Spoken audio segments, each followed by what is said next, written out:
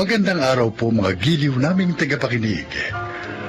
Maririnig natin ang kwento ng buhay ng isang individual na ginugol ang natitirang mga panahon niya sa mundo upang makatulong sa ibang tao, lalo na sa mga kabataan. Siya ay si Andres. Napagtapos ko na ang aking mga anak at meron na silang kani-kanyang buhay. Bilang isang retiradong sundalo, ayokong basta-basta na lang matapos ang lahat nang ako ay magretiro.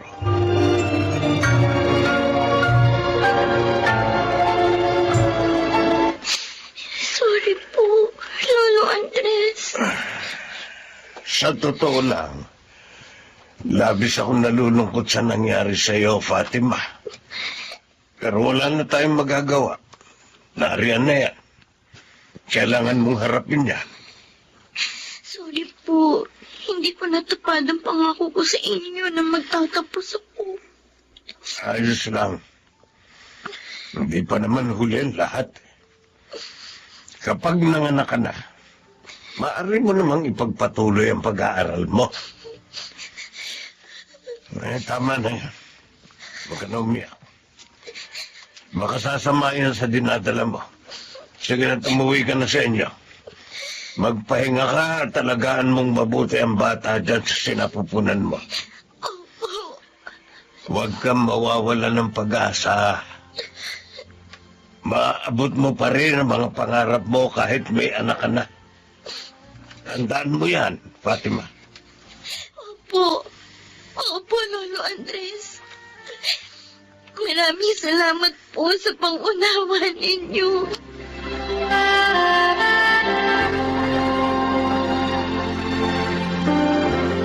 Ano? Hinahamon ko kayo! Kung matapang kayo, harapin niyo ako! Mukhang si RJ na naman ito. Lumabas kayo sa mga lunggali niyo! Lasing na lasing. Ano? Mabuti pa ilabasin ko. Labas! Nasaan ba yung tsinelas ko? Magtuwag pa na kayo eh! Kala niyo ha? RJ! Ninong Andres. Gabing-gabi na at lasing na lasing ka na. Bakit hindi ka pa umuwi sa inyo? Eh, may umahamon sa akin dito eh. Kaya lang, ngayon dito na ako. Ayaw namang lumabas. Eh, mga duwag eh. Sasa, umuwi ka na. Matulog ka na. Ayoko. Hihintayin ko siyang lumabas para magkaalaman na kung sino talagang makabang. Matulog ka na. Umuwi ka na. Sige na. Sige na. Bakit ka ba eh? Alam. Halika ka na. Umuwi ka na. Iwan mo ako. Huwag mo sabi akong pakialaman.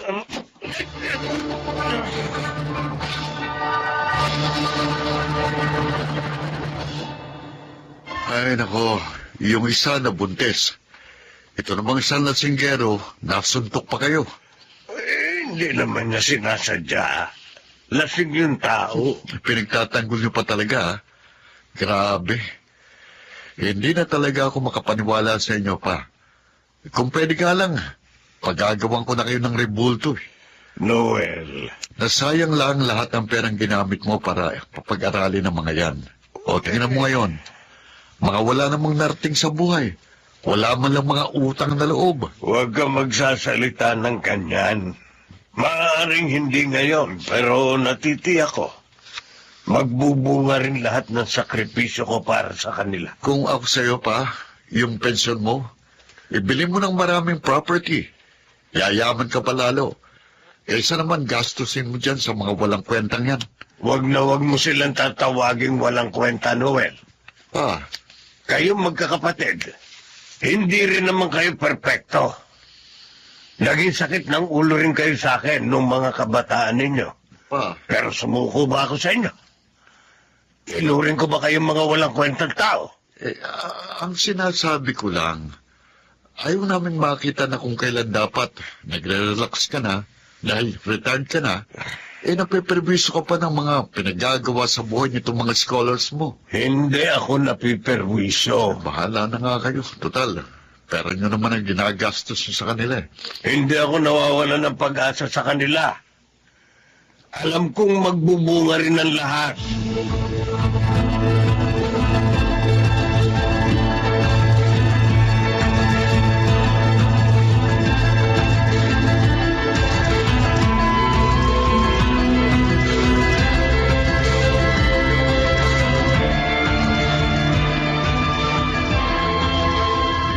Oh, yun na. Oh. Dalhin mo ito kay Lolo Andres mo.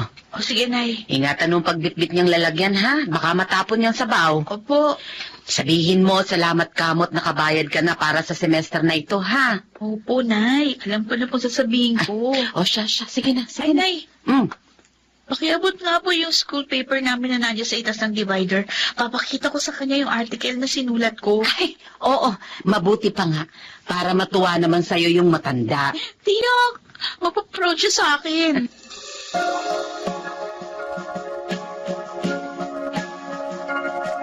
Oh, napakagaling mo talagang bata yun. Ako na po ang editor-in-chief ng school publication namin, Lolo Andres. Ayos yan. Salamat po. Kung hindi dahil sa inyo, hindi ako makakapagpatuloy ng pag-aaral. Oh, Nung mamatay si tatay, akala ko hindi na ako makakatungtong sa koleyo.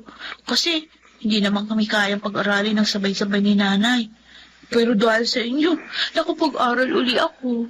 huwag mo nang banggitin yan. Masaya ako na makita kayong nag-aaral at natututo. Ang mga kabataang kagaya nyo, dapat nasa eskwelahan, nag-aaral. Kaya hanggang kaya ko, tutulungan ko kayo. Kaya nga po, Lolo Andres, pagbubutihin ko po ang pag-aaral ko para hindi masayang ang pagtulong nyo. Pangako po yan.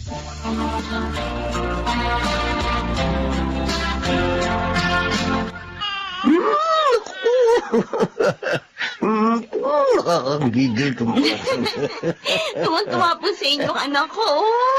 Ay, ang bilis lang ng panahon, ano. Oo nga po. Salamat po sa pagbisita niyo sa amin, Lolo Andres. Hindi na po ako bumisita uli sa inyo kasi nahihiya po talaga ako eh. Oh, ba't ka naman mahihiya? Kung gusto mo mag-aral uli, sabihin mo lang sa akin. Magtatrabaho po muna siguro ako para may panggastos kami ni baby. Sigurado ka. Opo. Pero maraming salamat po ha. Kung hindi niyo po ako tinulungan, siguro kahit high school, hindi ako nakagraduate. At least, 2 taon na lang po sa kolehiyo ang tatapusin ko. Kapag nakaipon ako ng konti, mag-aaral po ulit ako. Salamat po dahil ipinaunawa ninyo sa akin kung gaano kahalaga ang edukasyon. Oh, Pangako po, Lolo. Kung hindi man agad-agad, pero babalik po ako sa inyo na may daladalang diploma.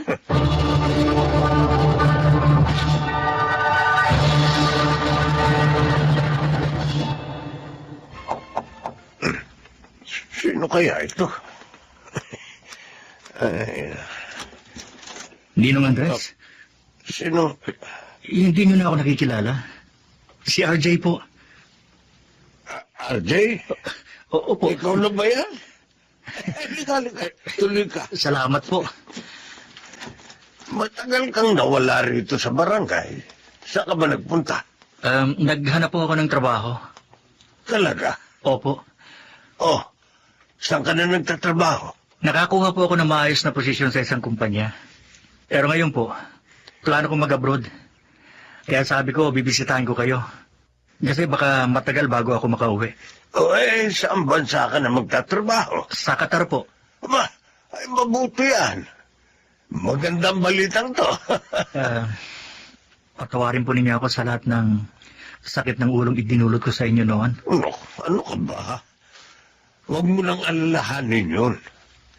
Masaya akong makita kang ganito. Nakasuot ng maayos na damit, nakasapatos, at hindi amoy alak. Gusto ko po talaga makita ninyo akong ganito. Maraming salamat po ulit. Hindi nyo man ako kadugo, Wala naman po tayong kahit anong koneksyon pero nagmalasakit kayo sa akin. Kahit mga magulang ko sumuko na sa akin. Pero kayo, hindi kayo napagod na unawain ako kahit paulit-ulit ko kayong binigo. Dahil alam kong kahit pasaway ka, mayroong magandang plano sa iyo ang Panginoon. Iyon ang gusto kong ipakita sa iyo. Kung saan man ako makarating, napakalaking bahagi kayo noon, Ninong Andres.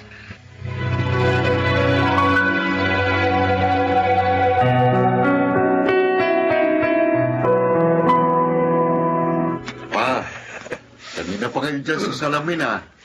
Hindi na ako sanay magsuot ng mga formal na damit, kaya naiilang ako. Maayos na po itsura nyo. Oh, para na kayong 40 years old na. Binola mo pa ako. Mukhang excited kayong dumalo sa performance ng scholar nyo, ha? Matagal na akong hindi nakapanonood ng teatro. Ngayon lang uli. Oh, sige ho, lumakad na kayo. At baka mahuli kayo. Ay, sige. Kayo lang bang magmamaneho ng sasakyan nyo? Pwede ko naman kayo ipag-drive. Ako na. May trabaho ka pa eh. Pa, naniniwala na ako ngayon sa sinasabi mo. Saan? Na darating ang panahon, magbubunga din lahat ng sakripisyo nyo sa mga kabataang tinulungan nyo. Kaya nga masaya ako. Masaya akong makita silang unti-unting naaabot ang kanilang mga pangarap.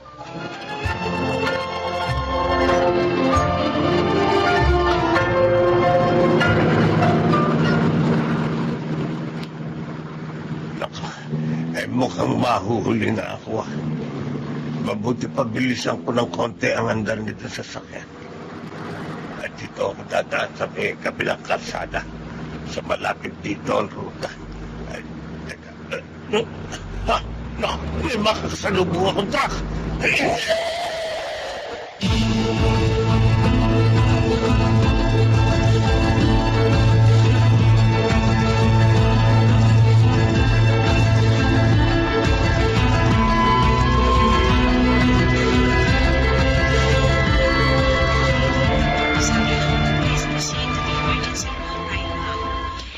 Lolo, kumusta na po kayo? Naku, sorry po. Dahil sa akin, kaya kayo na-aksidente. Ako akala ko patay na ako. Dalawa na lang mo sila ngayon. Kanina halos buong barangay ang gustong pumasok dito sa ward. Hindi naman siya naggrabe kaya huwag na kayong mag-alala.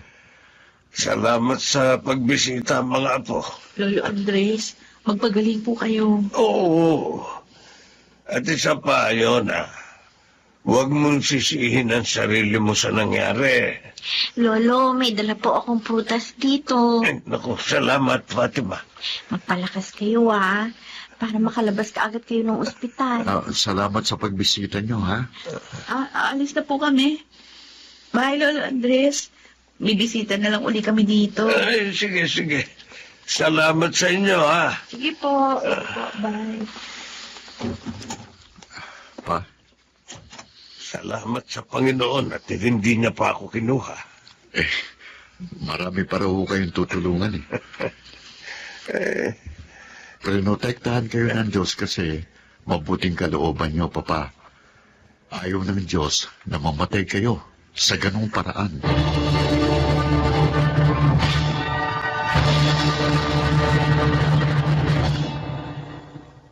Sa kasalukuyan, isang estudyante na lang ang tinutulungan kong makapagtapos ng pag-aaral. Si Yona, nakagraduate na at meron ng trabaho. Si Fatima naman, nakabalik na sa pag-aaral. Pero kaya na niyang suportahan ang sarili niya. Maya't maya may bumibisita sa akin at nagpapasalamat. May iba naman na nakalimot na. Pero masaya ako dahil alam kong saan man sila naroon ngayon, may naidulot na buti ang minsan kong pagtulong sa kanila.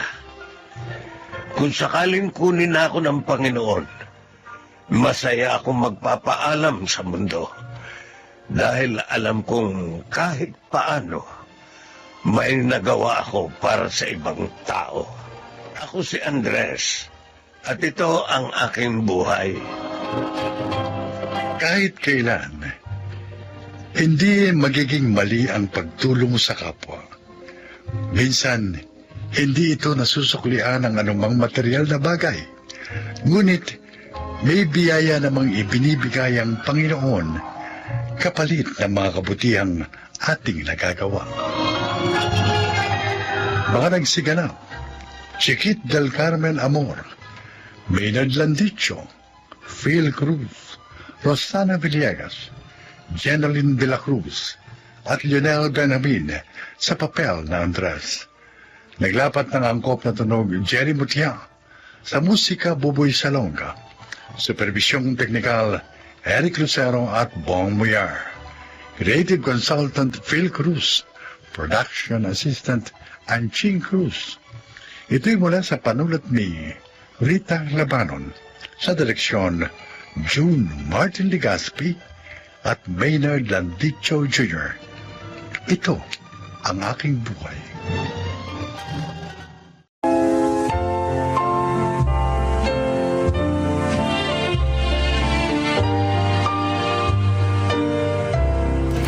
Mga kaibigan, sa araw na ito, inyong maririnig ang kwento ng isang nilalang na kapupulutan nyo ng aral sa buhay.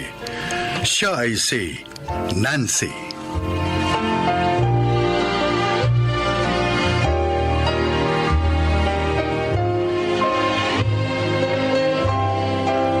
Ako'y 25 anyos, taga Mindoro, ngunit ang napangasawa ko'y taga Tanay Rizal. Nang magsama kami ni Ernie, nakipisan kami sa bahay ng kanyang mga magulang.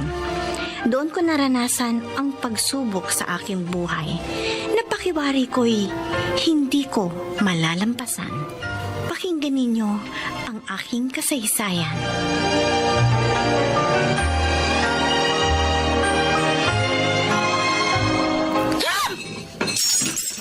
Ate Brenda! Bakit mo ibinatong pinggan sa sahig? Kahit basagin ko lahat ang kasangkapan sa bahay na to, wala kang pakialam. Wala kang pakialam dahil pamilya namin ito, Nancy! Muntik na ako natalsikan ng bubo. O bakit, may reklamo ka? Wala!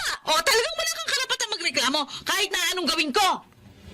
Asawa ako ng bunsong kapatid mo. O hindi ka asawa ni Ernesto. Hindi pa kayo kasala, no? 3 araw na kami nagsasama sa Mindoro bago niya ako isinama dito sa inyo sa Tanay. Kahit na 10 taon na kayo nagsama ng kapatid ko, anumang oras, pwede ka pa rin niyang hiwalayan.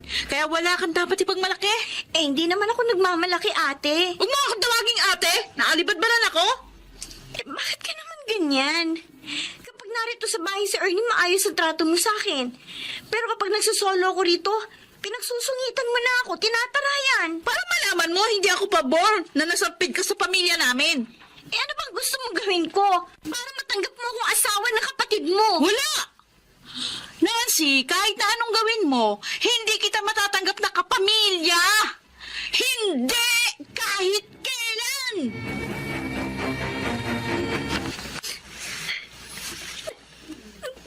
Huwag ka nang umiyak, Nancy. Ernie, ayoko sana magsumbong sa'yo. Pero hindi ko na matiis ang masamang trato sa akin ni Ate Brenda. Wala naman akong ginagawang masama sa panganay na kapatid mo. Pero kapag nag-iisa ako dito sa bahay niyo, pinupuntahan niya ako. Pinagsusungitan, tinatarayan. Huwag kang mag-alala. Pupuntahan ko sa Ate Brenda sa kanila. Kakausapin ko siya. Huwag na. Para hindi ka na niya pagsungitan na tarayan. Baka mag-aaway pa kayo ng kapatid mo. Oy, bakit naman kami mag-aaway? Pakikiusapan ko lang siya para magkasundo kayo. Hindi naman ako pumapatol sa masamang trato sa akin ng kapatid mo eh. Dapat kayo magkasundo, Nancy. Dahil gusto kong dito ka sa bahay namin tumira, kasama ng nanay ko na matagal ng byuda. Anong parang lang? Talagang masama ang tingin ko sa'yo, Nancy. At masama pati loob ko. Kaya kita sinugod nung malaman ko nag-iisa ka dito sa bahay namin. Alam ko namang sa pamilya ninyo ang bahay na ito, Ate Brenda. O bakit nandito ka pa? Hindi ko naman inaangkin ang bahay na ito. Kung wala kang balak angkinin, di umalis ka. Wala kang karapatan tumira dito at magmay-ari sa kahit na anong bagay na nandito. Wala kang karapatan! kung ang bag na binigay sa akin ni Mamang ang ipinagpuputok ng butsi mo, ibabalik ko sa'yo. Oh, ayan. Saksak mo sa baga mo. Ang taray mo, ha?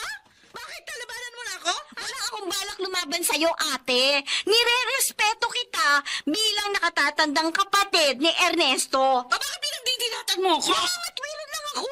Dahil ate, sobra ka na eh. Kahit wala akong ginagawang masama sa'yo sa konting kibot o walang kabagay-bagay na dahilan, inaaway mo ko. Dahil kumukulo ang dugo ko sa'yo. Kaya huwag kang sasagot-sagot ang pabalang sa akin, ha? Wala kang karapatan dahil sampid ka lang! Naintindihan mo? Sampid ka lang!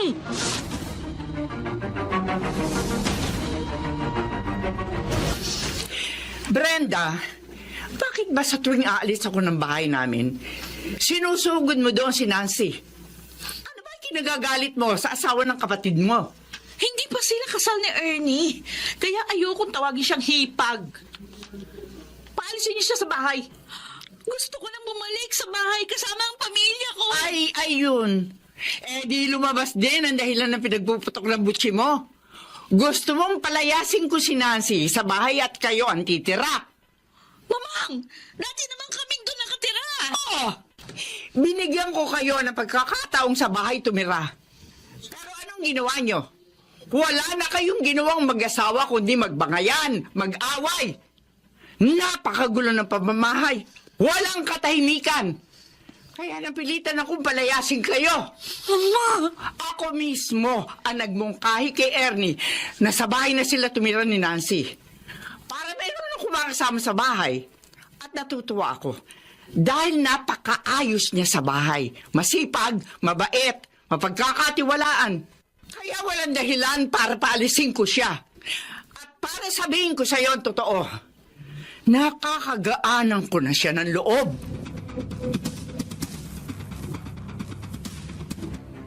Gaga! Walang yaka, man! Sige, magbunga nga ka pa. Mulayin mo pa ako. At nanalo kang masaktan. Ikaw na nga walang ginagawa maghapon kundi umistapay at magbisyo! Ikaw pa may galang magalit at manakit sa akin! Kasalanan mo eh. Kapag narito ako sa bahay, lagi ka nagpaparinig na tamad ako. Totoo naman tamad ka! Ayaw mo magtrabaho! Ano magagawa ko? Wala akong makita ang maganda kayod. Namimili ka kasi ng trabaho! Wala ka naman pinag-aralan? Wala kang alam kundi bumarkada uminom? At ikaw? Oh! Kung hindi pa ako paminsan-minsang nakakapag-buy and sell ng mga alahas, baka namatay na tayo sa gutom ng mga anak mo! Puro ka dada. Ayaw mo ba pagsabihan? O ayaw mo naman magpakatino? Eh, responsable ka, tamad batugan ka! Nakulililan tenga ko sa kadadada mo. Sige, talakpat. Ah! Talakpat. Aray! Sige, dandan! Dandan! Dandan!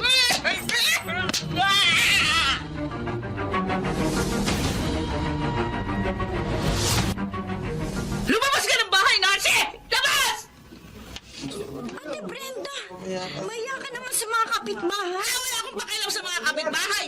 Kapag ganitong nananakit may katawan ko, eh talagang gusto ko makatagpatayan! Eh bakit ako susugurin mo? Eh asawa mong kaaway mo siyang nanakit sa'yo. Dahil ikaw talagang problema ko. Ayaw mong lumayo sa bahay na ito. Ate, hindi ako makakaalis dito dahil ayaw ni Ernie na umalis kami dito. Ang sabihin mo, interesado ka sa bahay na ito at sa lahat ng mga gamit na naririto. Mapagsamantala ka? Makapal ang mukha mo? Aray ka! Kanino mukha mo? Alam ka diba?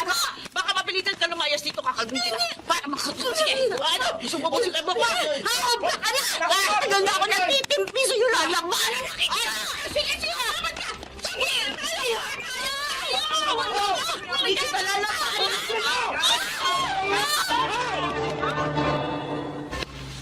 Ano problema? Ba't kayo nag-aaway? Ay, Kasalanan mo niya, Kapitan eh. Isa-isa lang ang magsasalita. Kapitan, wala akong ginagawang masama sa kanya. Pero araw-araw ho niya ako inaaway. Kaya hindi na ho ako nakapagtimpi. awayin ba naman kita? Kung hindi masama ugali mo? Ikaw ang masama ugali, ingitera. Ikaw, mapagsamantala, mapagkamkam. Tama na yan! Inawat na kayo ng mga tanod. Dinala na kayo rito sa barangay hall. Nag-aangilan pa kayo? Hindi niyo ba ako nire-respeto? Eh, pasensya na ho, Kapitan. Nire-respeto ho namin kayo. Magkapamilya pala kayo. Tapos nag-aaway kayo. Ano ba pinag-aawayan nyo? Kung ano man yan, kalimutan nyo na. Magkasundo kayo. Sige, magkamay kayo. Oo, Kapitan. Ate Brenda, ganyan ka naman eh. Maayos ka lang makipag-usap kapag may kaharap na ibang tao. Pero kung makikipagbati ka lang sa akin ng plastikan lang, mabuti pa, wag na tayong magkasundo kahit kailan.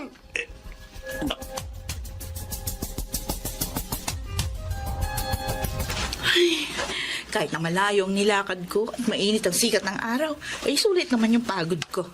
Nakapagbenta ako ng alahas. Ay, oy, ano to? Ano tong nararamdaman ko? Nahihilo ko ah. Nagdidilim ang paligid ko.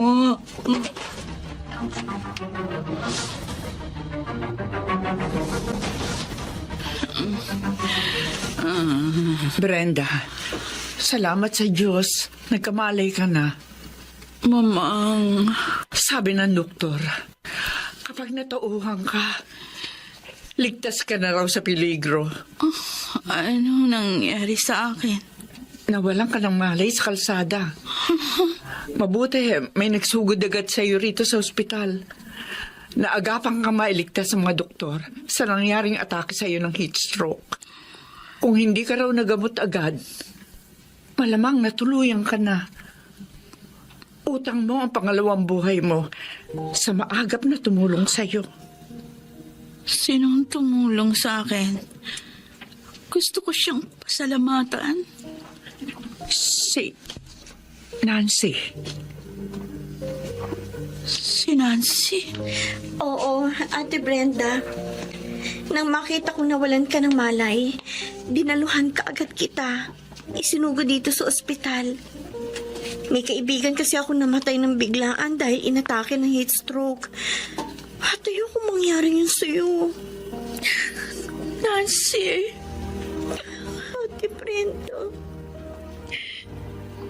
Sa kabila ng masamang inugali ko sa iyo, di ka nagdalawang isip na tulungan ako. Nailigtas ang buhay ko. Nagsisisi ako sa mga nagawa ko sa iyo, Nancy. Patawarin mo sana ako. Kalimutan na natin ang nakaraan, ate. Ang mahalaga ngayon, dininig ng Diyos ang dasal ko. Matapos ng gusot na namamagitan sa atin, nagkasundo rin tayo. Matapos kami magkasundo ni Ate Brenda, naging maayos na ang aming pagtitinginan. Nagtutulungan na kami at nagdadamayan. Ang hipag ko pa, ang malaki ang naitulong, kaya nakasal na kami ni Ernie. Sana'y kinapulutan ng aral ang aking kasaysayan. Ako, si Nancy. At ito, ang aking buhay.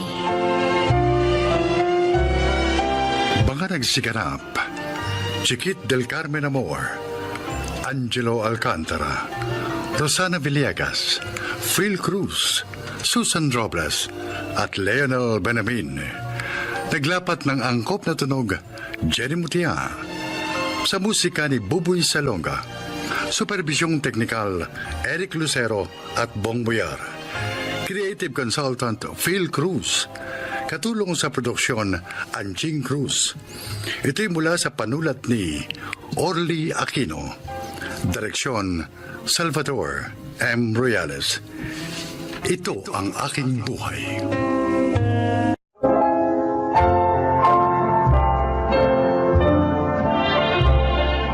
Magandang araw po mga kaibigan. Maririnig natin ang kasaysayan ng isang babae na humarap sa napakasakit na pagsubok sa kanyang buhay bilang isang ina. Siya ay si Vivian. Maraming dahilan kung bakit pinagpapasalamat ko na ako'y naging isang babae. Pero ang pinakagusto ko sa lahat ay ang kakayahang magbuntis, manganak, at maging isang ina. Pero hindi ko alam Yun din ang dudurog sa aking puso at pagkatao.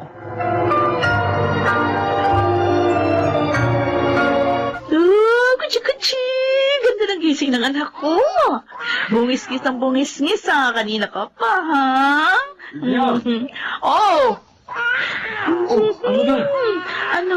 Kanina pa kita hinihintay sa labas. Late ka na sa trabaho.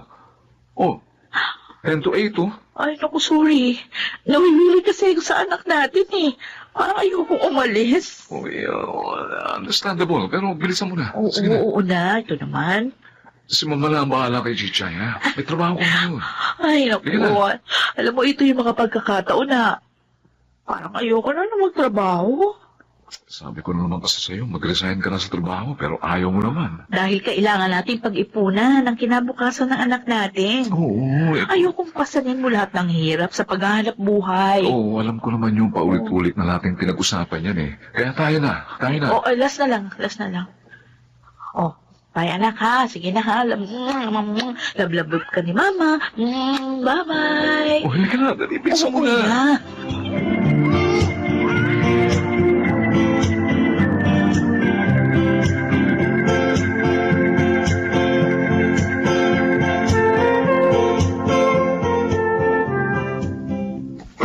Tulog na ang apo ko, ah. Hey, huwag ka maingay. Umiyak yan ng umiyak kanina bago makatulog. Baka kapag nagising, umiyak na naman. Bakit? May sakit ba? Ilang araw ko na nga napapansin na parang may kakaiba sa bata. Tapos kapag humihinga, parang hirap siya. Sinabi mo na ba sa mag-asawa? Ay, oo. Sinabi ko kanina kay Gary. Ang mabuti niyan, patingnan na sa doktor. Para kung may problema, maagapan ka agad. Oh, bakit? Ewan ko ba? Para kasing kinakabahan ako. Ay, sana naman walang malalang problema ang ating apo.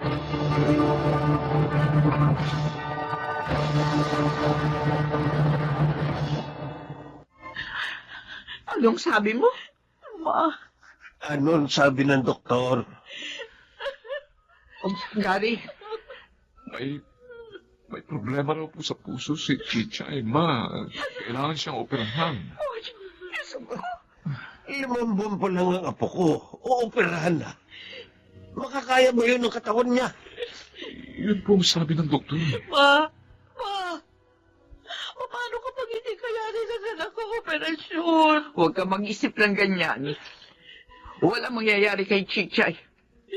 Mas mainam na ito na sa ganon, maagapan ang kalagayan niya.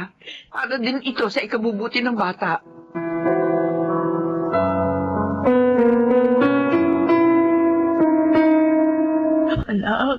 Anak, lumaban ka, ha? Nandito lang kaming lahat. Mahal na mahal kita.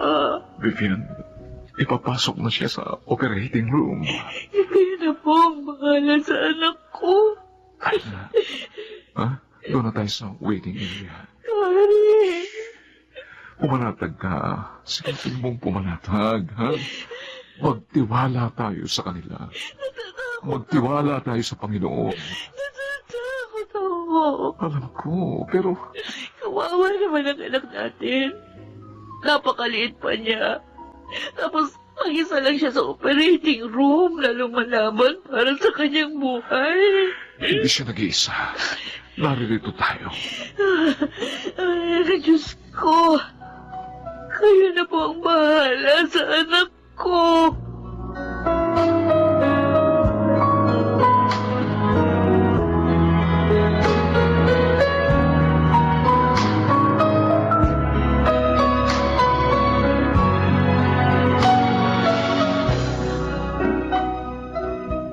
Sige lang, anak. Magpahinga ka lang, ha? Pasensya ka na. Hindi ka nasamahan ni Mama habang inooperahan ka. Pero mula ngayon, hindi na kita iiwan. Pangako ko yan sa'yo. Vivian? Jessa?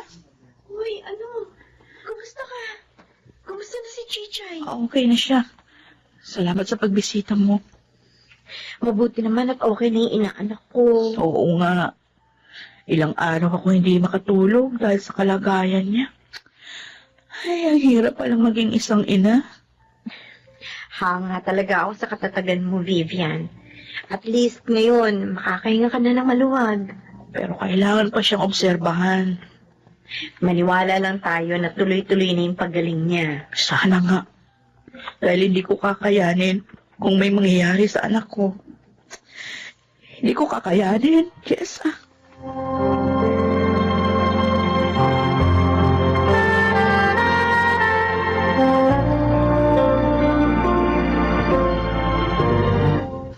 Happy first birthday, Apo!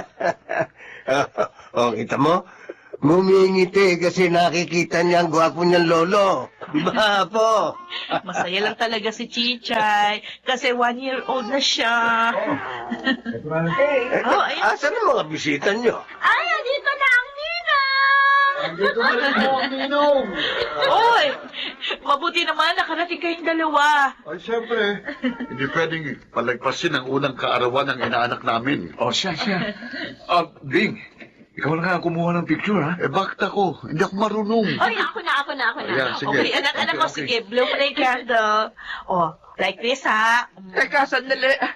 Ha? Bakit parang... Oh, Chichay! Oh. Bakit parang nahihirapan siya huminga? Naku, Chichay, anak! Chichay! Okay na. Bing, paandali mo sa sakyan mo. Madali! Oo! Anak! Oh, anak ko, Diyos ko! Ano nangyayari sa kanya?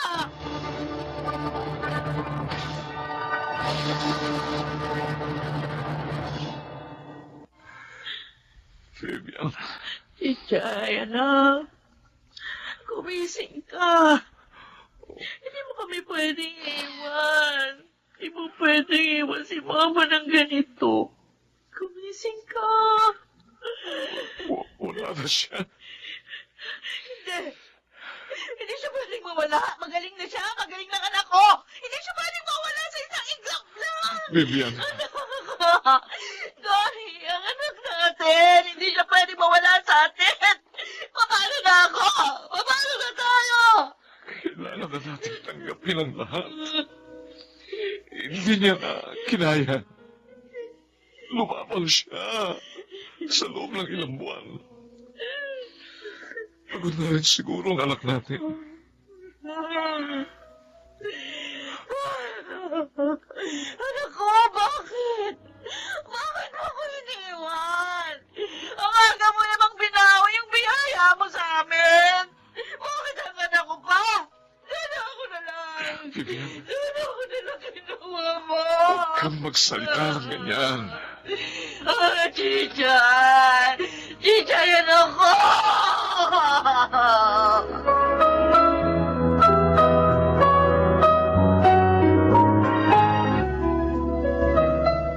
Pare, kumusta si Vivian? Hindi ko na alam ang gagawin ko, Ding. Hindi na siya nakapagtatrabaho dahil araw-araw siyang parang wala nang galang mabuhay. Laging umiiyak. At halos hindi kumakain. Hindi niya matanggap ang nangyari sa anak niyo. Ako man, parang hindi ko matanggap.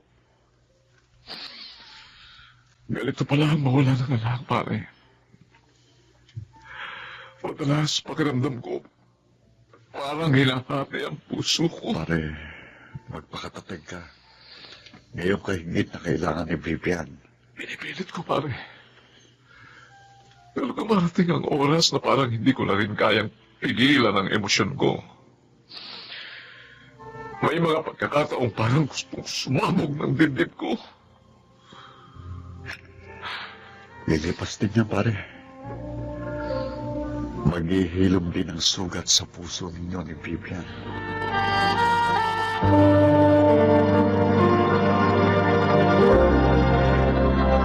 Oy, lumating ka na pala, Gary. Maganda yata ang aura mo ngayon. Uy, mag-ayos ka na. Birthday ngayon ni Chichay. O, nabili ba naman yung cake? Vivian? Tignan mo to, oh. Ito yung papasuot ko sa kanya. Bagay na bagay sa anak natin yan. Oh, Vivian. Bakit? Bakit mo ko niyayakap? Tama na. Ha? Tama na. Anong tama na? Tanggapin Pinalati ang lahat. Ano ba nagsasasabi mo? Wala na si Chichay. Wala na ang anak natin. Tama na. Huwag mo na siyang patuloy na buhayin sa alaala mo. Patay na ang anak natin. Hindi totoo yan. Hindi patay ang anak ko, buhay si Chichay. Chichay, anak! Chichay! Chichay! Ay, bakit wala siya? Nawawala ang anak natin, Gary. Nawawala si Chichay. Nandito siya dapat sa kribe. Chichay, anak! Vivian, Chichay! Nasaan mo na? tama na. Tama na! Tumingin ka sa mga mata ko. Tumingin ka sa mata ko. Magaling ka. Magaling ka, Vivian. Patay na ang anak natin. Patay na si Chichay. Wala na tayong anak. Tanggapin na natin ito, Vivian. Tanggapin na natin wala na ang anak natin. Wala na si Chichay. Patay na ang anak natin. Anak, alam ko mahirap para sa ang lahat. Pero hindi pwedeng habang buhay kang ganito. Ma, sikapin mo. Sikapin mo kalimutan ng sakit ang pagkawala ni Chichay. Dahil yun lang ang paraan para tuluyang ka maghilom. Hindi ko alam kung paano ako magsisimula. Magsimula ka sa sarili mo, anak. Paunti-unti. Dahan-dahan. Isipin mo na lang. Nasa mas mabuti na lugar si Chichay. Doon wala ng sakit. Doon hindi na siya mahihirapang huminga. Doon hindi niya na kailangan pa ulit-ulit na operahan. Nakapagpahinga na siya, anak. Kung mahal mo siya, hindi ba mas gugustuhin mo maging papayapa na ang buhay niya? Diyos ko, kaya mo yan, anak. Kayanin mo. Isipin mo kung nakikita ka ni Chichay ngayon. Malulungkot siya. Dahil iisipin niya na dahil sa kanya kaya ka nahihirapan ng ganito. Anak, naririto lang kami para sa'yo. Sisikapin ko. Sisikapin kong bumangon muli. Para sa anak ko. Para sa mahal kong anak.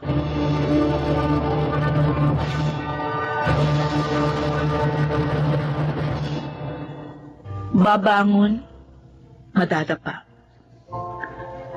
Ganito ang naging kalagayan ko sa loob ng ilang taon. Hanggang sa isang araw, nagawa ko ng tumayo muli. Nakatay man ang anak ko, pero isa pa rin akong ina. At kailangan ko magpakatatag.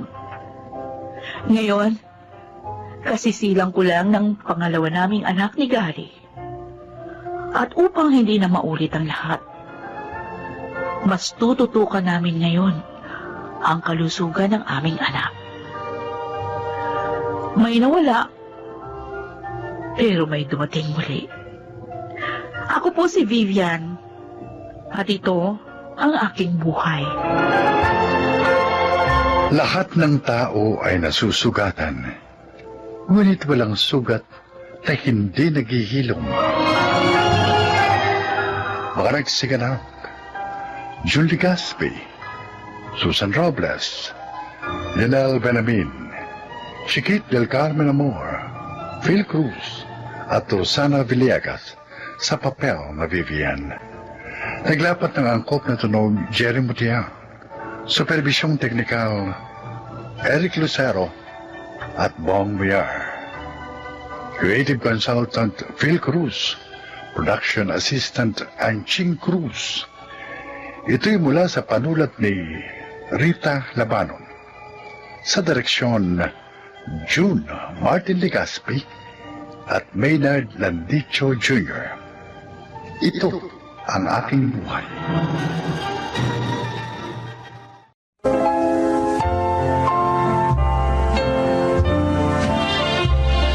Mga kaibigan, isa na naman pong kasaysayan na kapupulutan nyo ng aral sa buhay ang inyong maririnig.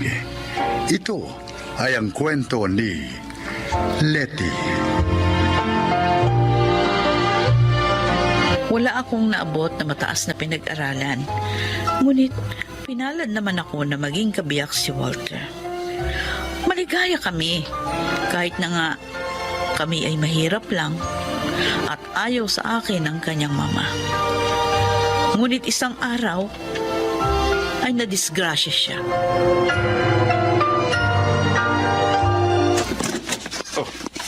Anak, mabuti dumating ka na. Nay, kamusta na po si Itay? Ano na po ang lagay niya? Ligtas na siya, Glenda. Kaya lang Oh, kaya lang ano, Letty? napinsala ng gusto ng aksidenteng yun ng mga mata ni Walter. Ha? Kailangan niyang maoperahan para muling makakita.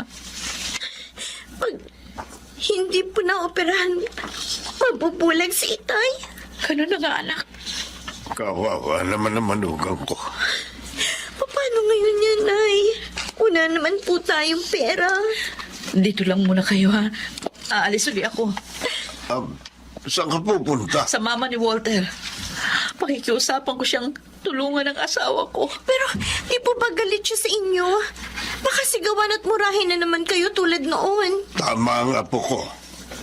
Baka saktan ka pa ni Balaeng Amanda. Itay, kaya kong tiisin ang lahat ng iyon. Tulungan lamang niya si Walter.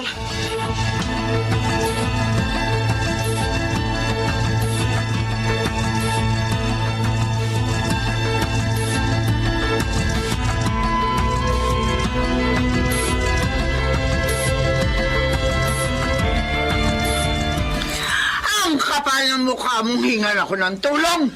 Hindi po para sa akin ang pinapakiusap ko. Para po yun sa inyong anak, kay Walter. Kung hindi mo siya nilandi, hindi siya madidisgrasya. Alam niyo, hindi totoo yan. Nagmamahalan kami, pero hindi niyo yun matanggap. Dahil katulong niyo lamang ako. Tumigil ka na! Hindi ko gusto marinig pa mga sasabihin mo!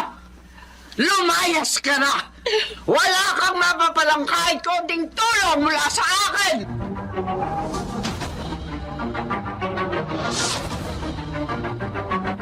So, na-aksidente pala ang asawa niyo, Mrs.? Opo, sir. Tinakbuhan po siya nung nakabangga sa kanya. Wala ho bang nakakita sa nangyari? Meron po, pero Oh. hindi nila nakita yung plaka ng sasakyan. Nasa ospital po ang asawa ko, Sir Nelson. At nagpunta po ako dito sa inyong empila para humingi ng tulong. Ano na po ang lagay ni Mr. ngayon? Sabi po ng doktor, kailangan maoperahan siya para makakitang muli. Yun ang problema namin. Walang-wala po kami. Huwag na ho kayong umiyak ho. Sige ho, huwag kayong mag-alala. Ilalapit natin yan sa mga samahang nagkakaloob ng tulong sa mga ganyang kaso. Tahan na po.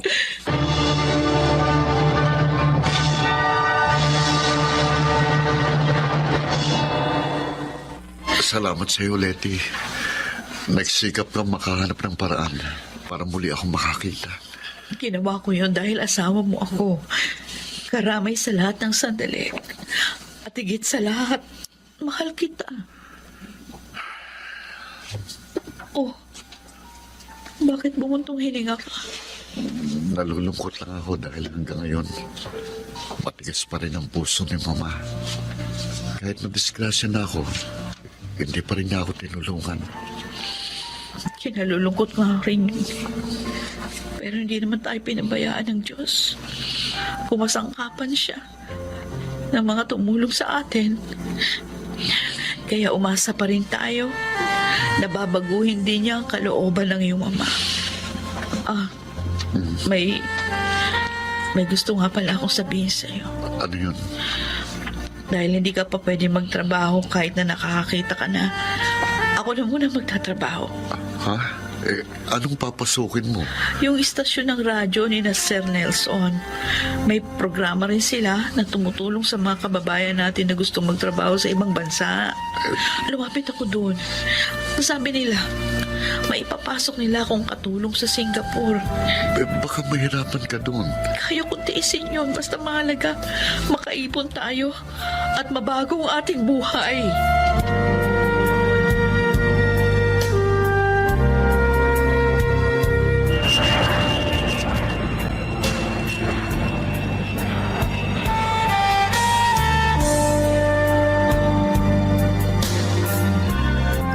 Ang maldita. Nakagawa pa rin ang paraan upang maipa-opera si Walter. At nakakakita na siya. Akala ko pa naman ay magagamit ko ang parang yun upang bumalik sa akin ang aking anak. Hindi rin pala. Bigo na naman ako. Bigo!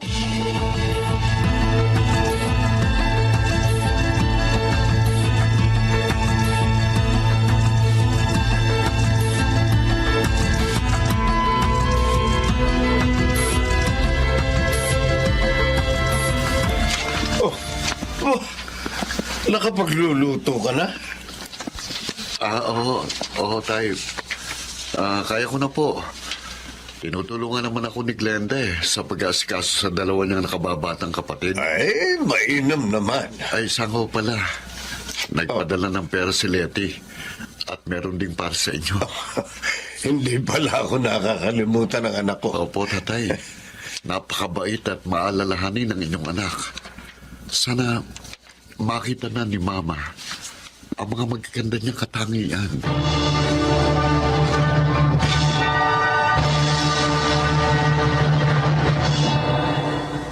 Hello, anak. Glenda. Nay, Ibig mong sabihin, pumapasok na ang tatay mo sa opisina?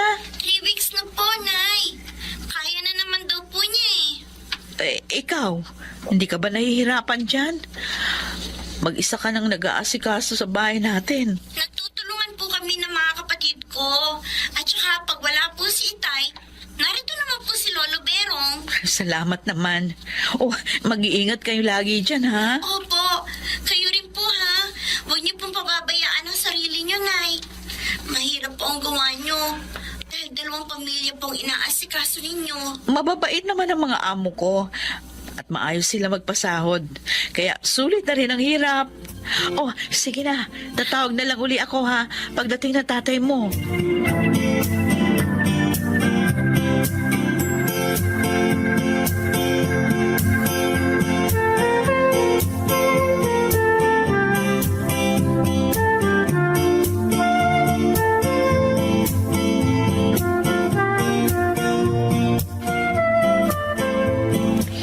Malungkot na naman po kayo, Itay. Naalala ko na naman ang nanay niyo Sana umuwi na siya rito. Malapit na naman po yun Ilang buwan na lang po. Pag uwi niya, anak, hindi ko na siya paalisin. Dito na lang siya uli. Total, balik na ako sa dati kong trabaho. At may nadagdag pa nga ho di ba? Dahil may online business na po kayo. Oo nga. Pwede na rin asikasuhin nyo ni Inay.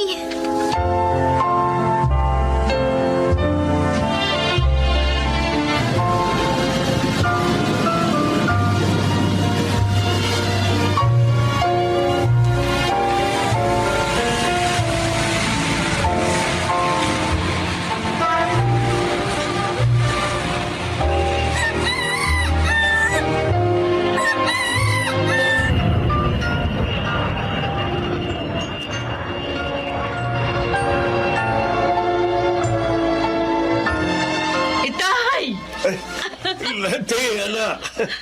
Ay, salamat. Maluwalhati ka rin nakauwi. Walter, Namiss ka namin ng sobra. namiss ko rin kayo. Hindi ka na uli mag-abroad pa, ha? Okay na uli ang trabaho ko. At saka kumikita na rin ang maayos ang online business natin. Maaari mong asikasuhin yun. Masaya rin akong marinig yan. Laki ng ipinayat mo Ikaw rin naman. Hindi bale. Tataba na kayong dalawa ngayon. Dahil magkasama na kayo. Tama si Tay. Letty, may sasabihin nga pala ako Tungkol saan? tungkol kay Mama.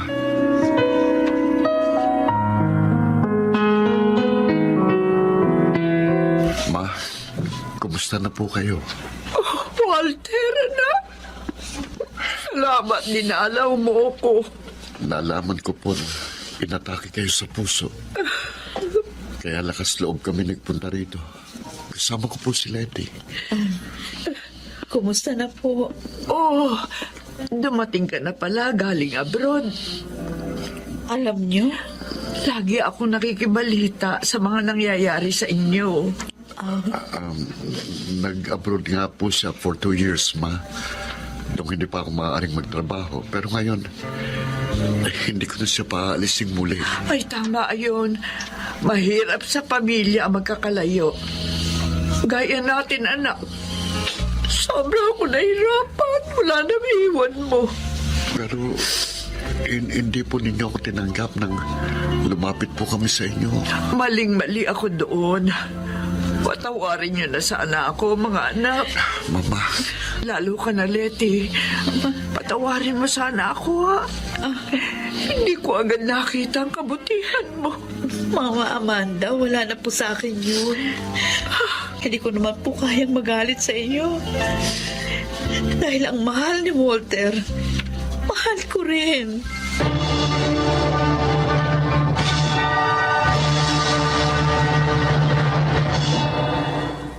Nakatira na kami ngayon sa bahay ni na Mama Amanda. Sa wakas, natapos din ang mahabang panahon ng aking pagtitiis. Sana po'y kinapulutan ninyo ng aral ang aking inilahad. Ako po si Letty at ito ang aking buhay. Lahat ng pagtitiis ay may nakalaang gantimpala. Mga nagsiganap: Phil Cruz, Chiquit del Carmen Amor, Junel Benjamin, Susan Robles, June Martin Legaspi at Rosana Villegas sa papel na Letty. Naglapat ng angkop na tunog Jerry Mutia, sa musika Buboy Salonga, supervisyong teknikal Bong Muyar at Eric Lucero. Creative Consultant Phil Cruz. Production Assistant Anching Cruz. Ito'y mula sa panulat ni Selma Corporal Alcantara. Sa direksyon Salvador M. Royales. Ito ang aking buhay.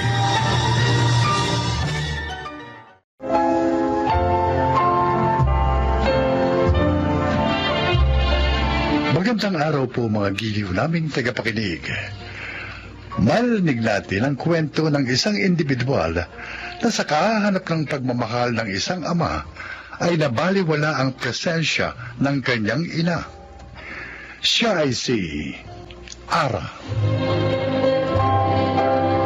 Teenager na ako nang maghiwalay ang aking mga magulang. At dahil mas close ako kay Papa, naging napakasakit sa akin ang nangyari. At ang naging coping mechanism ko ay ang magrebelde kay Mama. Ang hindi ko alam, pagsisisihan ko pala yun sa bandang huli.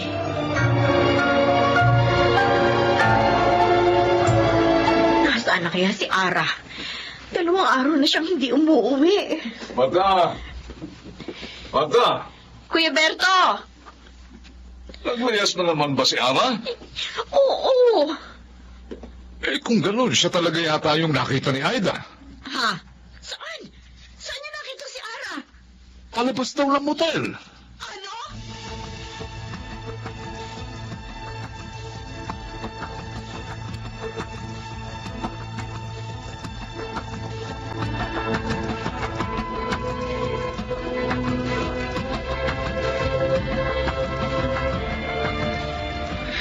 Dito ka na kasi sa akin tumira. Oh, Di ba may kasama ka dito sa apartment mo, Marco? Nakakaya naman kung dito ako matutulog. Gusto mo paalisin ko sila? Para tayo na lang dito. Pwede ba yun? Oo. Pag ginusto ko, walang makapipigil sa akin. Ha? Mama mo? Lumabas ka rito. Teka ma, ano ba? Sumama ka sa akin. Ako? Ba't ako sasama sa inyo? Wala akong alam dito.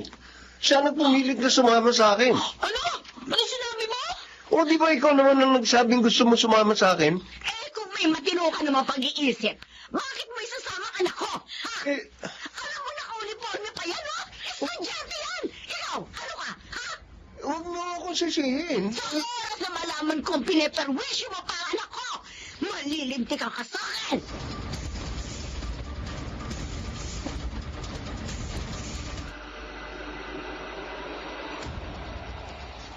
Kailan ka ba titino, Ara? Ha? Mula na maghiwalay kami ng papa mo, puro nalasakit ang ulo ang dinadala mo sa akin. Bakit ilan na bang lalaki yan sa mga nakarelasyon mo, ha? Sama ka na sama sa kung kaninong lalaki. Wala ka na ba talagang pakialam sa sarili mo? Sa buhay mo? Sa ginabukasan mo? Ara! Pagod na ako sa'yo! Ay, di babayaan mo na ako! Aba! Sobra na ako! Sige, sampalin mo pa ako! Saktan mo pa ako! Sige! Kung napapagod ka na sa akin, bigay mo na lang ako kay Papa! Dahil sa kanya, mas gusto ko pa doon sumama, hindi sa'yo! Ay, Diyos ko! Hindi ko na alam ang gagawin ko sa anak kong ito! Mababaliw na yata ako!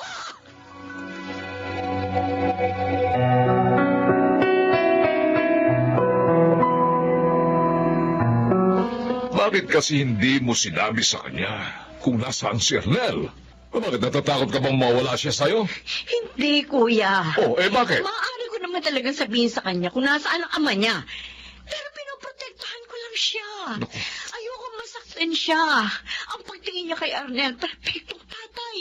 Kaya galit na galit siya sa akin kasi akala niya ako ang may kasalanan kung bakit kami naghiwalay. Hindi hayaan mong malaman niya ang totoo.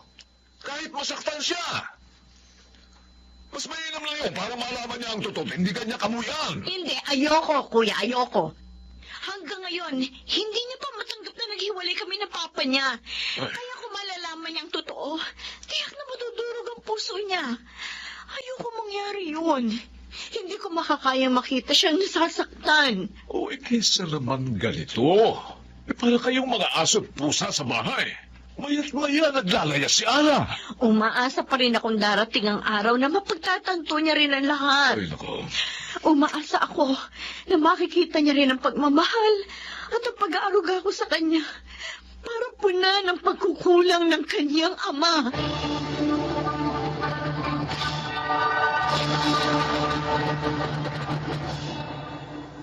Oh, ba't nandito ka na naman?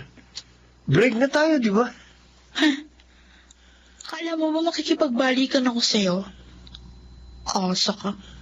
Eh, ba't ka nga naririto? Baka mamaya yan, sugurin na naman ako dito ng nanay mo, ha? Peram ng motor mo. No? Bingi ka na. Anong gagawin mo sa motor? Ano ba ginagawa sa motor? Gusto mo ba iluto ko? Piloso pa ka talaga. Kung ayaw mong pahiram, ihatid mo na lang ako. Saan?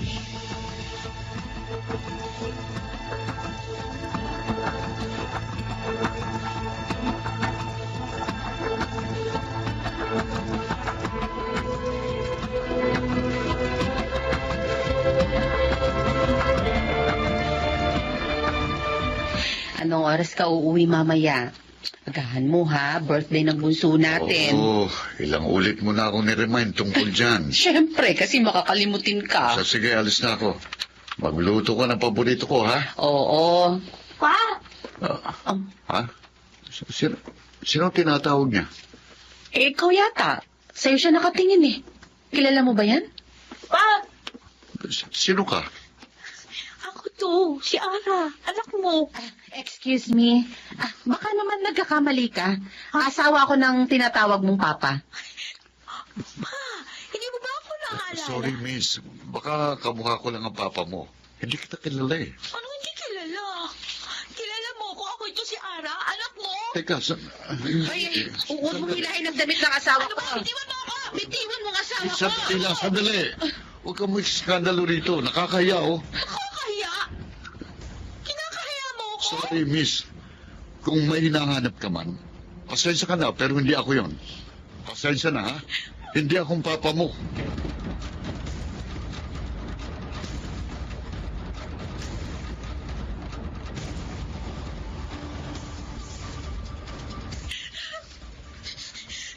Gabi na, umiiyak ka pa rin.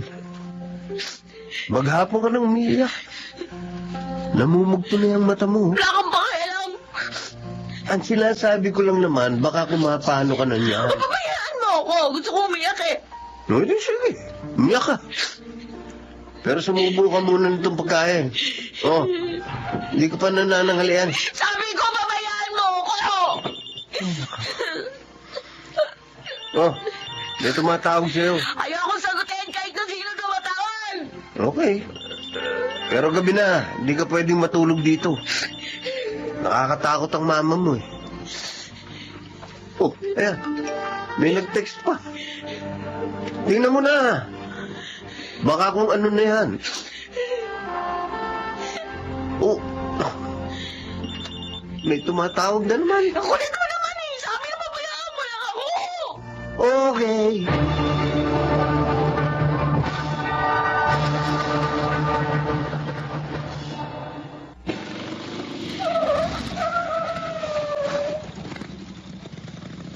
Oh, mama na.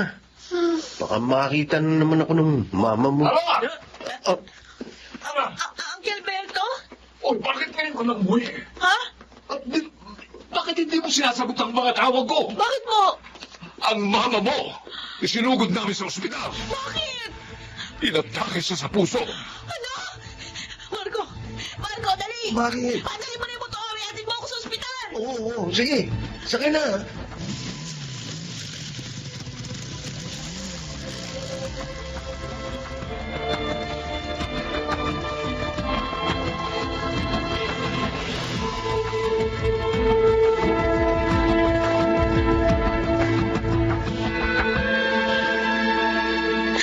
Bakit siya inatake sa puso? May sakit ba sa puso si Mama? Aba, Uncle, pinaoperahan pa ba ang mama mo? opo. Saan ka ba kasi nanggaling? Hinanap ko si Papa. Nakita mo siya? Oo. Oh, ngayon. Alam mo na kung bakit hindi sa'yo sinasabi ng mama mo kung nasaan siya. Di pa rin. Bakit ba, Uncle? Tsaka, bakit tinatanggi ako ni Papa? Ayaw sana itong sabihin sa'yo ng mama mo. Dahil tiyak na masasaktan ka. Pero panahon na siguro para malaman mo. Alin? Kasal na ang papa mo nang makilala niya ang mama mo. Ano? Hindi niya sinabi sa iyong mama ang totoo. Kaya nagkaroon sila ng relasyon. Pero nagtaka ang iyong mama dahil ayaw siyang pakasalan ni Arnel. Noon na siya nagsimulang magduda. Kaya nang malaman niya ang totoo, nakipaghiwalay siya sa papa mo. Hindi alam ng asawa ni Arnel na nagkaroon siya ng ibang karelasyon. Kaya nakiusap siya sa mama mo na wag sasabihin sa iyo kung nasaan sila. Ano? Mahal na mahal ka ng mama mo, Alan. Ayaw kanyang masaktan. Sana makita mo kung gaano kanya pinrotektahan. Sana, yan ang doktor. Doc, excuse me, Doc. Kumusta po ang kapatid ko?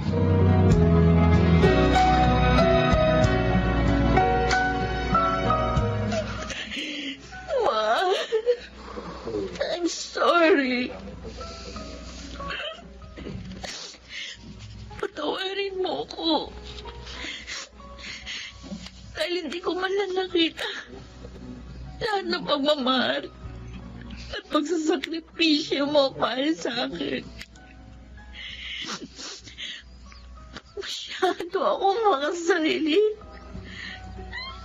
Puro sama lang ng loob ko ang iniisip ko. Hindi ko inisip na nahihirapan ka rin. Na nasasaktan ka rin. I'm sorry, Ma. Kung alam ko lang.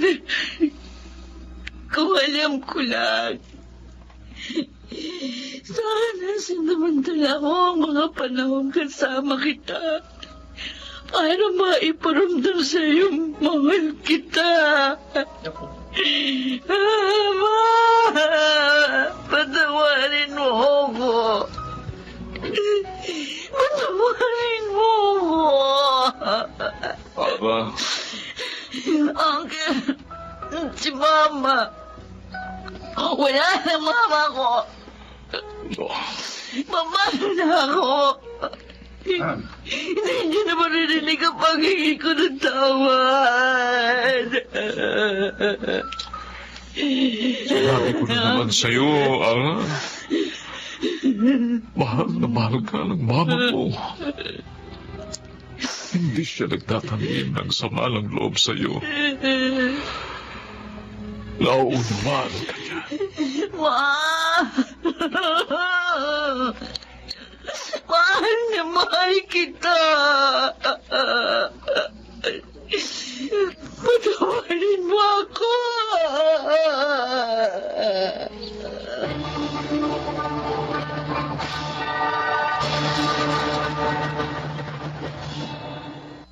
Wala nang masasakit pa sa tagpong yun.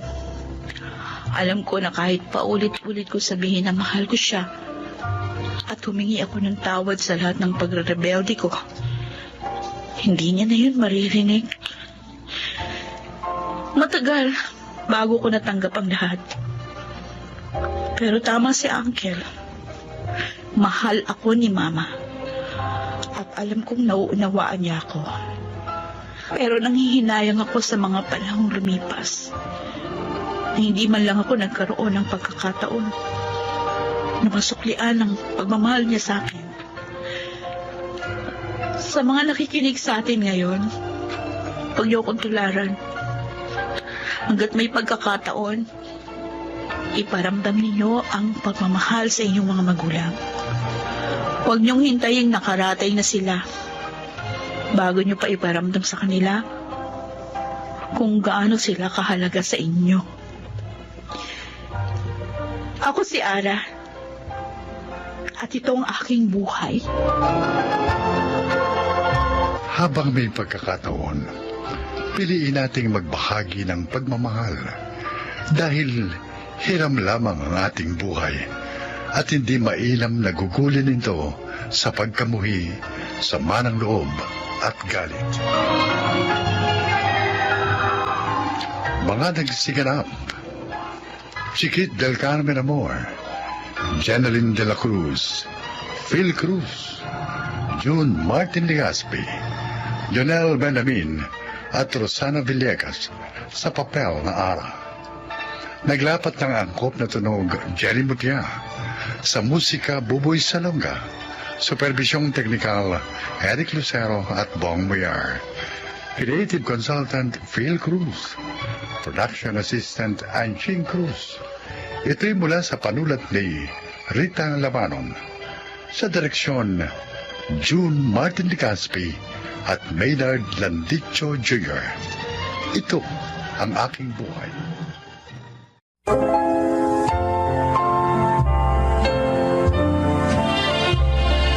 Magandang araw po mga kaibigan.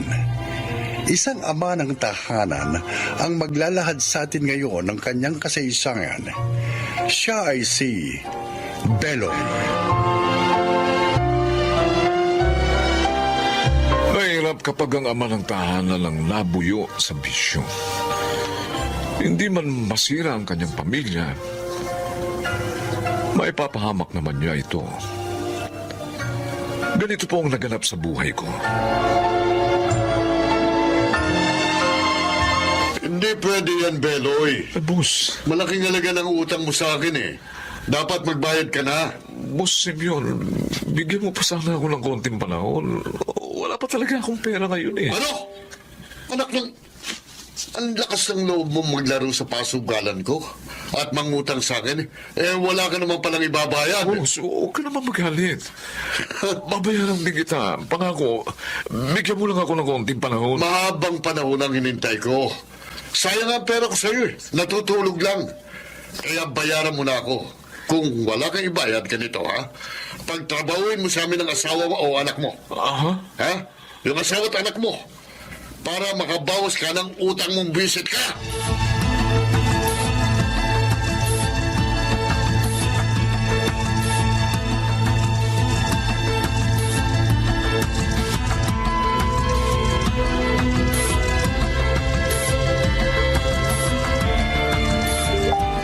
Bakit ka naman nagkautang ng ganong kalaking halaga sa mayamang yun, Beloy?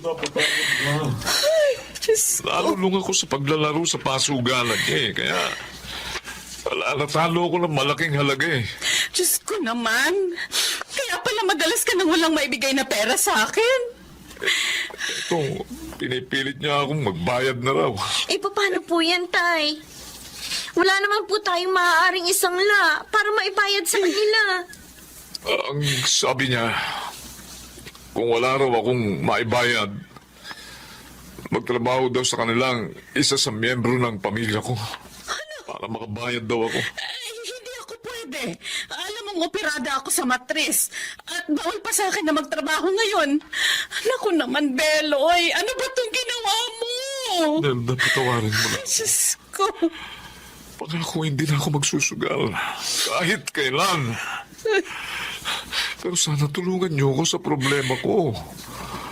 Baka kung ano gawin sa akin ni Boss Simeon pag hindi ko siya nabayaran. Sige po, Itay. Ako na lang po magtatrabaho sa kanila. Pero anak, baka nahirapan ka. Lalo po mahirap kung patayin nila si Itay.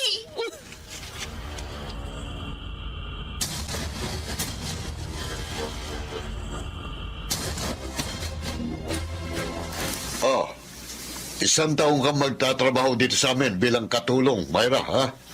Yun ay para makabayad kayo sa utang ng tatay mo. Opo, Sir Simeon. At ayoko sa katulong na tamad at tanga. Gusto ko masipag at alisto. Naintindihan mo? Opo. Masalamat kayo, mabait kami. Hindi namin pinakulong ang tatay mo. Kaya dapat tumbasan mo ang kabutihan namin. Sige na, Elvira. Ituro mo na sa kanya magiging lugar niya para makapagtrabaho na yan.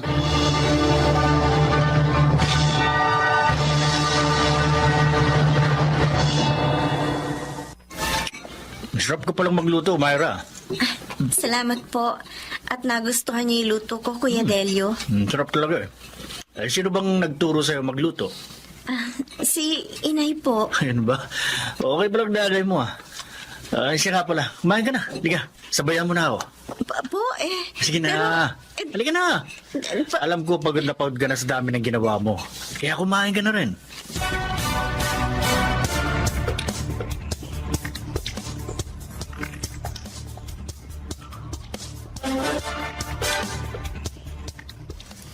Ma'am Elvira, bakit po? Malandi.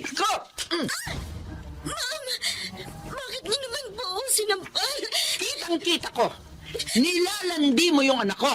Hindi po totoo yan, ma'am. Hindi ka na nahiya. Sumabay ka pang kumain sa kanya. Si Kuya Delio po, nagsabi sabayan ko siya sa pagkain. Kahit mo tanungin niyo po siya. Sagot ka pa. Totoo po yung sinasabi ko. Gusto ko ipaalala sa'yo. Nasa ibang bansa lang ang manugang ko. Pero babalik siya. Kaya layuan mo si Delio. Hindi kita gusto para sa kanya. Ang kapal na mukha mo. Malandi ka.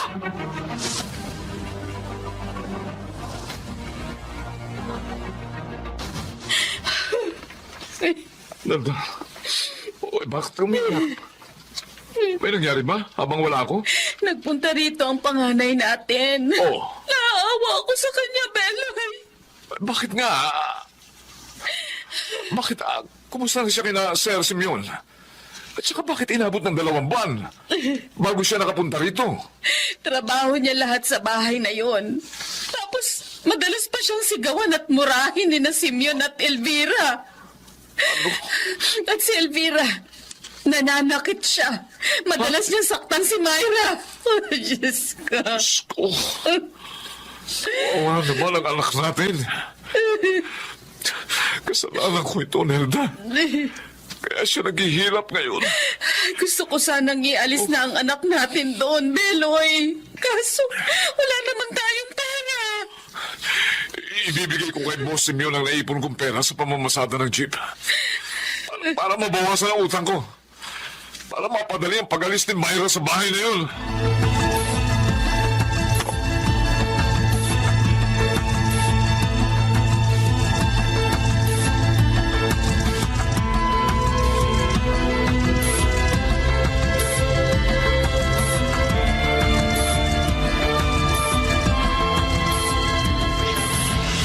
Myra!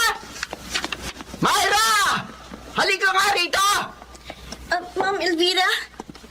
Bakit po? Ikaw talaga ha, napakatanga mo! Ma'am, bakit niyo po ako hinampas ng damit niyo? Bakit mo nilagyan naman siya ang damit ko? Ha? Napakamahal nito! Gaga ka talaga! Gaga! Palibasa! Puro basahan yung damit mo! Kaya hindi ka marunong mag-iit ang mamahaling damit!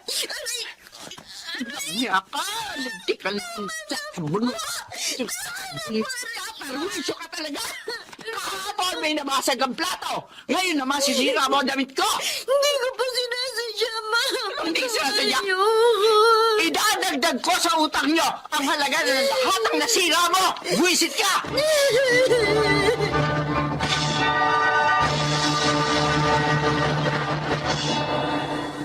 Mabuti naman at naisip mong hulugan ang utang mo, Beloy.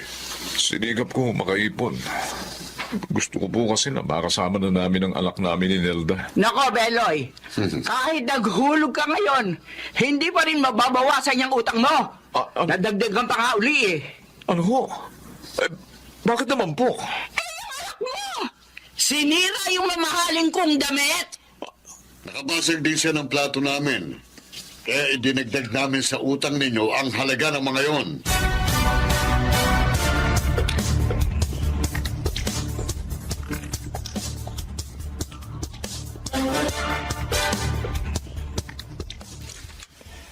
Pwede ko po ba kayo makausap, Daddy? Tungkol saan, Delio? Patungkol po kila Myra at Mang Beloy. Bakit? Ano tungkol sa kanila? Daddy, sobra na pong pagpapahirap niyo ni Mami kay Myra. Hindi na po makatao yun. Delio, Hindi ko gustong saktan ng loob ninyo pero mali po talagang ginagawa ninyo. Maging ang pagdaragdag ninyo sa pagkakautang nila. hindi mo kami dapat pagsabihan ng ganyan. Mga magulang mo kami. Dapat nasa panig ka namin. Oo, mahalaga po kayo ni Mami para sa akin. Ayoko po naman na may masamang masabi sa inyo, mga tao. Bakit ba ganyan ka, ha? Siguro, nagkakagusto ka sa Myra na yun, ano? Po, Totoo marahil ang hinala ng mami mo. Daddy, hindi po totoo yan. Eh, Mahal ko ang asawa ko at ang anak ko. Gusto ko lang naman po magbago kayo. Matakot kayo sa karma ng masama ninyong ginagawa.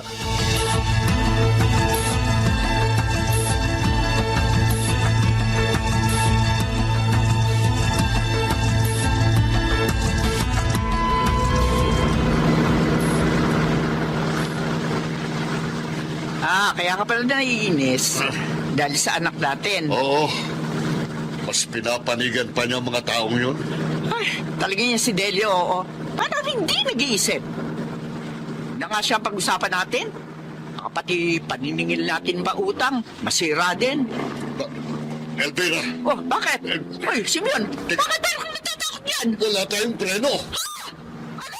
No, hindi. Kumapit ka, mahuhulog tayo sa tulay. Kapit!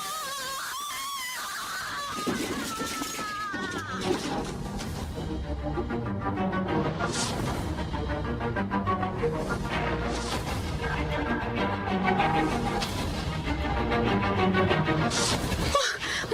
anak! Narito ka! Opo, Nay. Pinauwi na po ako ni Kuya Delio. Ano? Bakit? Ano nangyari? Bakit siya nagpa-uwi sa'yo? Patay na po si Ma'am Elvira at Sir Simeon. Nahulog po sa tulay ang kotse nila nung makalawa. Diyos ko. Ayun po, pinaglalamayan po ngayon ang bangkay nila. Marahil, paraan na ito ng Diyos upang makawala ka sa kanilang kalupitan. Siguro nga po, Inay. Pero naaawa pa rin po ako sa kanila. Anak, patawarin mo ko, ha? Kasalanan ko kaya ka naghirap. Ngayong narito ka na uli, anak. Lalo ako magsisikap para maging maayos na ang buhay ng pamilya natin.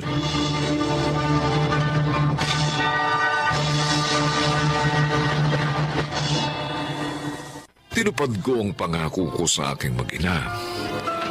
Katunayan, tapos na ngayon sa college si Myra. Sana naman po'y kinapulutan nyo ng aral ang aking inilahan. Ako po si Beloy, at ito ang aking buhay. Payapa ang buhay ng taong sa tawag ng bisyo ay lumalaban. Makaragsiganap, Jenaline de la Cruz, Chiquit del Carmen Amor, Phil Cruz, Susan Robles, Maynard Landicho, at June Martin Legaspi sa papel na Beloy. Naglapat ng angkop na tunog Jerry Mutia, sa musika Buboy Salonga, supervisyong teknikal Eric Lucero at Bong Muyar, creative consultant Phil Cruz, production assistant Anching Cruz. Ito'y mula sa panulat ni Stelma Corporal Alcantara, sa direksyon Salvador M. Royales. Ito ang aking buhay.